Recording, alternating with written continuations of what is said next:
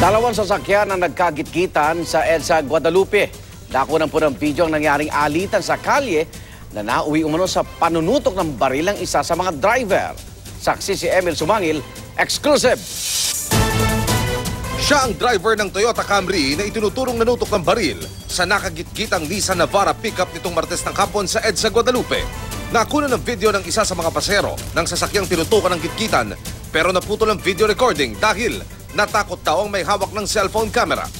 Inilapit namin sa MMDA Command Center ang reklamo at nang i-review nila ang kuha ng mga CCTV camera, hindi nakunan ang panunutok ng baril pero makikita sa CCTV video ang mabilis na pagkandar ng Toyota Camry na sinusundan ng pickup ng complainant na biglang nagbagal ng takbo. Accounting manager ng isang consultancy firm ang nagrereklamo. Nung tinutukan daw sila ng baril ng driver, katabi pa nito ang isang naka-school uniform na babae. Batay na rin sa litratong ibinigay nila sa GMA News. Kala ko katapusan ko na. Oo. Dahil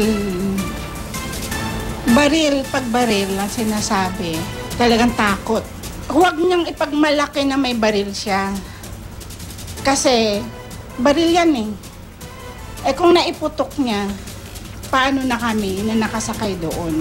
Ayon sa reklamo, una raw siyang ginitgit ng kotse at nang maunakan niya, dito na raw naglabas ng baril ang lalaki. Siguro ng lalaki yun na pag naisahan, galit na galit, lalo na sa traffic. Ikinakasa pa nga eh.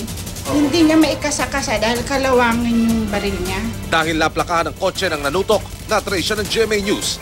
Ayon sa kanya, wala raw baril ang kanyang driver na siyang nagdadala ng sasakyan. Ako si Emil Sumangil, ang inyong saksi.